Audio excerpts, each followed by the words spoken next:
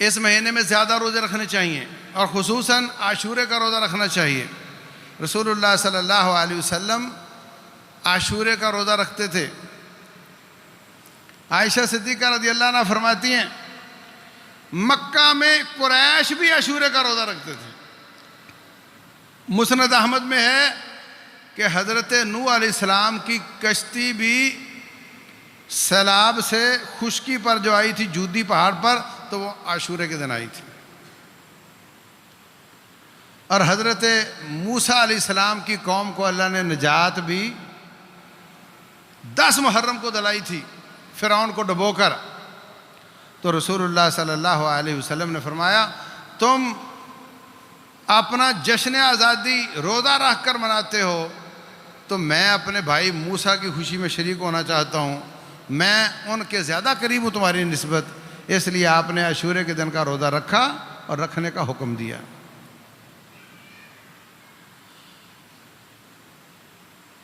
حضرت ربیہ بنت افرا رضی اللہ عنہ فرماتی ہیں رسول اللہ صلی اللہ علیہ وسلم نے منادی کرنے والے بندے بھیجے کہ جاؤ علاقوں میں پھیل جاؤ اور اعلان کرو جس نے آج 10 تاریخ ہے ابھی تک کچھ نہیں کھایا وہ اس دن کو روزہ بنا لے، اور جس نے کھایا ہے وہ بھی اس کو روزہ ہی بنا لے۔ ہاں، یہ حدیث کے لفظ ہیں، جس نے کھایا ہے وہ بھی اب نہ کھائے، اور جس نے نہیں کھایا وہ اس کو روزہ بنا لے۔ حضرت ربیہ فرماتی ہیں ہم چھوٹے بچوں کو بھی اس دن روزہ رکھوا دیتے تھے، اور اون کے بنے ہوئے کھلونے ہم لے کر بچوں کو مسجد نبوی میں چلے جاتے، بچہ جب دودھ مانگتا یا کھانا مانگتا تو ہم اس کو وہ کھلونے دے کر بہلاتی رہتی، حتیٰ کہ شام ہو جاتی ہم ان کا روزہ کھلوا دیتے۔ صام یوم عاشوراء وامر بصیامہ، آپ نے روزہ رکھا بھی اور رکھنے کا حکم بھی دیا، لیکن جب رمضان فرض ہو گیا تو اس کی فرضیت ختم ہو گئی مگر افضلیت باقی رہی، فرض نہیں رہا مگر فضیلت باقی رہی۔ اب 9 سال نبی صلی اللہ علیہ وسلم نے یہ روزہ رکھا، 10ویں سال کسی نے کہا کہ حضرت اگر یہ تو ہم یہودیوں کی موافقت نہیں کر رہے، وہ بھی اس دن روزہ رکھتے ہیں، ہم بھی روزہ رکھتے ہیں۔ تو آپ نے فرمایا اگر میں زندہ رہا تو اگلے سال 9 تاریخ کا رکھوں گا۔ غور کرنے کی بات ہے کہ نبی صلی اللہ علیہ وسلم کو اللہ تعالیٰ کسی غلط کام پر برقرار رکھ سکتا ہے؟ یہ اتفاق ہے امت کا کہ جو کام عہد نبوت میں ہو وہ جائز ہو جاتا ہے۔ اگر غلط ہوتا تو اللہ تعالیٰ اپنے نبی کو بتا دیا ہوتا کہ یہ غلط ہو رہا ہے، اس کو ٹھیک کرو۔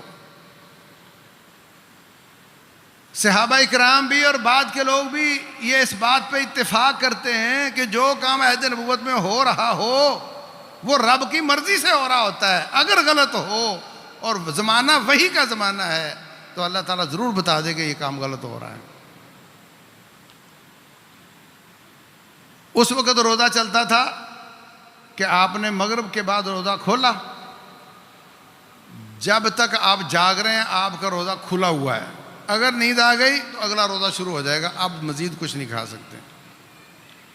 1-2 صحابیہ سے اس کی مخالفت ہو گئی، وہ اس کی آنکھ بھی لگ گئی اور وہ اس کے باوجود اپنی بیوی کے پاس چلا گیا۔ اللہ تبارک و تعالیٰ نے آیات نازل کر دی کہ پتہ چلا ہے مجھے پتہ ہے کہ تم میں سے بعض لوگ اپنے نفسوں کے ساتھ خیانت کرتے ہیں، اللہ تمہارے لیے آسانیاں لے کر آ گیا ہے، اب تمہارا روزہ ساری رات کھلا رہے گا، فجر کی اذان پر دوبارہ بند ہوگا۔ تو جو بات جو غلط ہو گیا اللہ تعالیٰ نے وہ قرآن کی شکل میں یا سنت کی شکل میں بتا دیا اپنے نبی کو کہ یہ تمہارے معاشرے میں کام غلط ہوا ہے۔ 9 سال رب نے نہیں بتایا کہ یہ آپ نے 10 تاریخ کا روزہ رکھا ہوا ہے۔ اب کسی نے ملاحظہ پیش کیا تو آپ نے فرمایا میں اگلے سال 9 تاریخ کا رکھوں گا۔ اس پر مجھے جتنے بھی بڑے بڑے ائمہ ہیں اور جتنے محدثین ہیں، ابن حجر ہیں، شوکانی ہیں، نووی ہیں، اس سے پیچھے چلے جاؤ امام شافعی ہیں، احمد ہیں، دوسرے تیسرے ہیں، یہ تو کہتے ہیں، کچھ کہتے ہیں اکیلے 10 کا رکھ لو، کچھ کہتے ہیں نہیں، یا 9-10 کا رکھو یا 10-11 کا رکھو۔ لیکن مجھے ایک قول بھی ایسا نہیں ملا جس نے یہ کہا ہو کہ صرف 9 کا رکھو، 10 کا نہ رکھو۔ جو کام آپ نے کیا، مسلسل کیا، اس کا حکم بھی دیا، اور پھر ایک کام کی خالی خواہش کی مگر وہ کر نہیں پائے، اس کے بعد آپ دنیا سے رخصت ہو گئے، تو اس کی وجہ سے جو کام کیا اور کرنے کا حکم دیا اس کو منسوخ نہیں کیا جا سکتا۔ تو باہر صورت نفلی روزہ ہے، اس میں کوئی جھگڑا ڈالنے کی ضرورت نہیں، جو رکھ سکتا ہو وہ بہتر یہی ہے کہ 9 اور 10 کا رکھے، اور اگر نہیں رکھ سکا 9 کا تو پھر 10 اور 11 کا رکھ لے۔ واللہ اعلم۔